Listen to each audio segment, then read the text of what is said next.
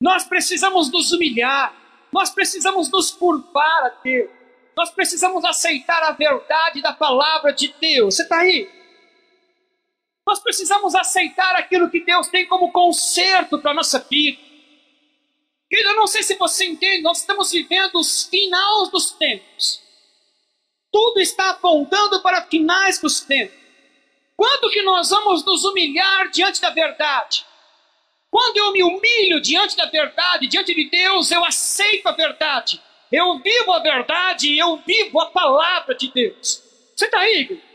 Eles viviam aquela verdade, eles se humilhavam diante daquilo. Mas a Bíblia diz que eles tinham um problema. Mesmo sendo nobres, mesmo se humilhando, mesmo se curvando diante da verdade, eles tinham uma maldição. Isabel era estéril. Era um sinal de maldição. Até hoje uma mulher estéril em Israel, só que hoje é diferente. Antes era um sinal de maldição, hoje eles matam as mulheres estéreis. Ou eles levam para ser escravas, ou eles matam, ou eles levam ela na guerra para ser objeto sexual dos homens. Mulher estéril não serve para nada. Agora, querido, eu não sei se você entende. Por que Deus fez questão de dizer para mim e para você, e deixar escrito que eles eram uma família de nobres, eles eram uma família irrepreensíveis, eles eram dignos e se humilhavam diante da verdade, mas eles tinham um problema. Você está aí de verdade? Eles tinham uma maldição. Eles tinham um sinal de esterilidade. Mas olha para o teu irmãozinho e diz para ele assim: hoje, em Cristo, Deus quer fazer coisas poderosas conosco. Querido, eu não sei se você entende, Deus quer fazer coisas poderosas conosco. Você está aí? Mas existe um impedimento. Qual é o impedimento? Nós precisamos nos curvar diante da verdade.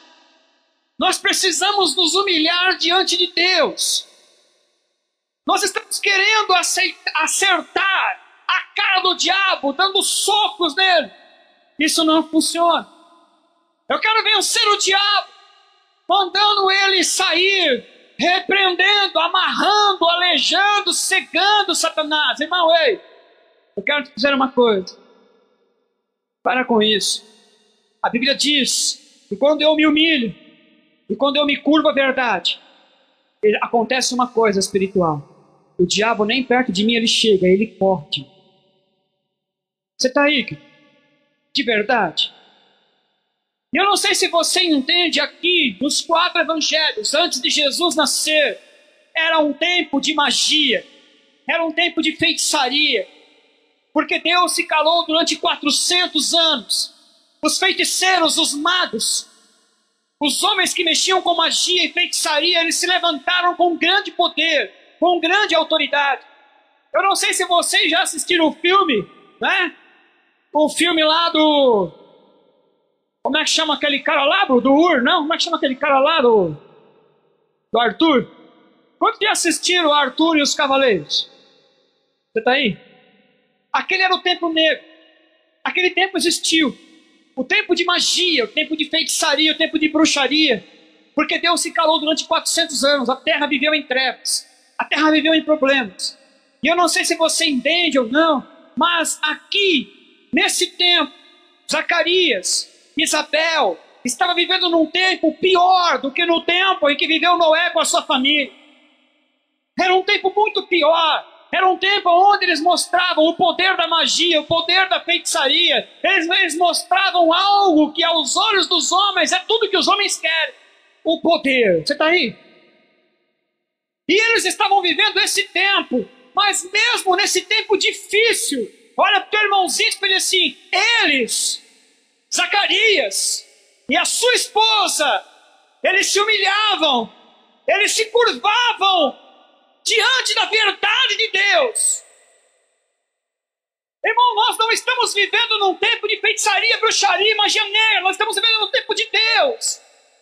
Eles se mantiveram íntegros diante de Deus. Eles se mantiveram de pé. Eles se humilhavam diante de Deus. Eles estavam prontos para viver a verdade de Deus. Não importa o que falavam, não importa o que estava acontecendo ao redor da sua casa. Eles queriam a verdade. Eles queriam a palavra. Eles queriam se humilhar diante de Deus. Você está aí? E eles permaneceram fiéis. Quantas pessoas hoje não permanecem fiéis a Deus? Quantas pessoas não são fiéis a Deus hoje? Quantas pessoas não são fiéis em viver a palavra? Quantas pessoas hoje não são fiéis em ser dizimista, em ser ofertante, em ser homens de oração, em ser mulheres virtuosas? Quantas pessoas hoje não são fiéis em se humilhar diante de Deus? Nós queremos que Deus se humilhe diante de nós. Nós queremos que Deus faça aquilo que está no nosso coração. Eu não sei se você entende, querido. Eles se mantiveram fiéis no maior tempo, no tempo mais difícil da terra, onde Deus se calou durante 400 anos. Aonde o diabo se levantou com poder, aonde magos, feiticeiros se levantaram, trazendo engano, trazendo mentira. Mas uma família se manteve irrepreensível, intocável. Eles não se renderam a nada, eles se humilharam. Aí, irmão, vou te contar um fato que talvez você não saiba. Na África do Sul existe uma seita. E essa seita que existe na África do Sul, para que eles possam sacrificar para o Deus deles, eles pegam as crianças, tem um lugar que tem muito crocodilo. Eles pegam as crianças da África e levam e jogam para os crocodilos comer. Isso está acontecendo no mundo, quando nós não nos filhamos da verdade. Essa feitiçaria está lá.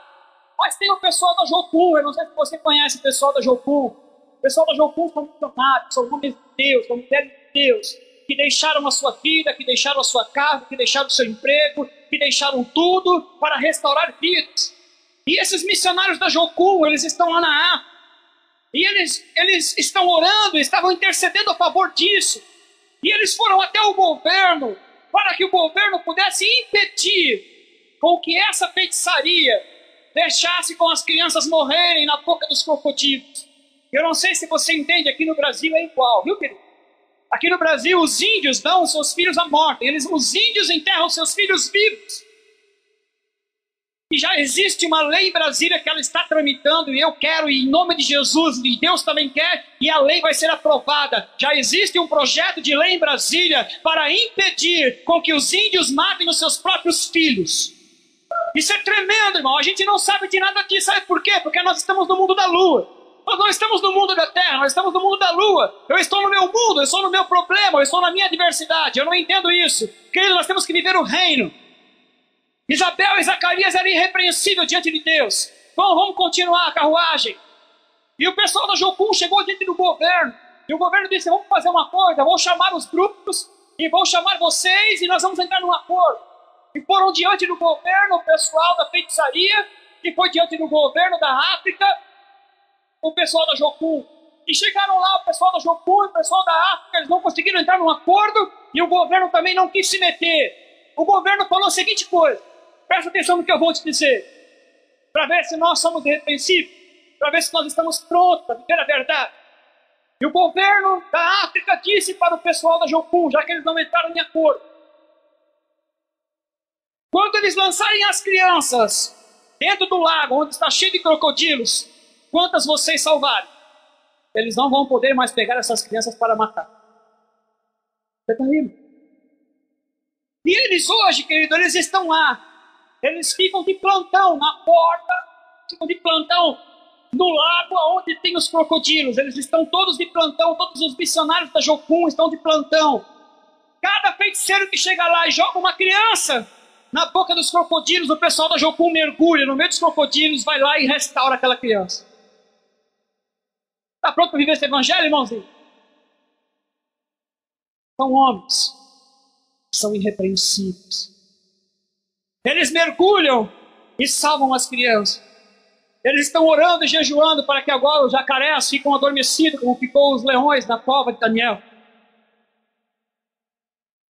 Mas eu não sei se você entende, eles já salvaram 38 crianças. Eles já mergulharam dentro lá do lago. Quando eles arremessam as crianças, eles mergulham junto com os crocodilos e já restauraram os 38 crianças.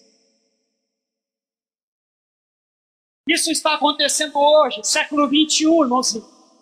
Aqui no Brasil, os índios matam seus filhos, eles enterram vivos. É uma seita, é uma crença que eles têm. Eles matam. Aqui no Brasil, nós exportamos crianças, seja homem ou seja mulher, seja masculino ou feminino. Aqui no Brasil, nós temos uma sede. E essa sede existe. Tá? Não precisa divulgar nome, nem endereço, nem nada. Essa sede existe só para exportar criança para fora do Brasil, para a prostituição e para as drogas. Nós estamos vivendo em tempos difíceis, onde a igreja, ela não quer se humilhar diante da verdade. Ela não quer viver a verdade. Ela não quer se humilhar diante de Deus. Zacarias era uma família tremenda. Eles eram irrepreensíveis, mas eles tinham um problema. Eles tinham um sinal de maldição. A sua esposa, Isabel, era estéril. Quanto mais nós trabalhamos para Deus, menos problemas nós queremos ter. Não tem nada a ver problemas e adversidades com o poder de Deus que está na nossa vida. Jesus disse, neste mundo vocês vão ter aflições.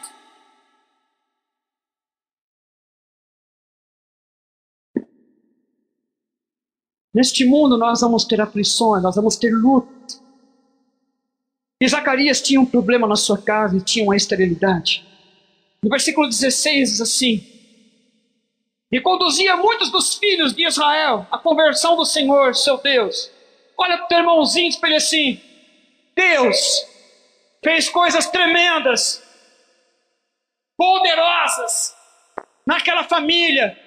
Arrancou a maldição, porque eles se humilharam diante de Deus, porque eles se prostraram diante da verdade. E Deus deu um filho a eles, querido, antes de João nascer, antes de João estar no ventre de Isabel, antes de Zacarias com a sua esposa, antes de existir João. Você pode dizer, esse camarada que se chama João, pela tua fidelidade, por vocês serem irrepreensíveis, por vocês se humilharem diante de Deus, por vocês se prostrarem diante de Deus, filho que vocês vão ter, ele vai levar pessoas, ele vai levar multidões à salvação, ele vai levar pessoas à conversão, ele vai levar uma nação inteira à restauração. Você está rico? De verdade? Olha para o teu irmãozinho e diz assim: a esterilidade é uma marca de fracasso.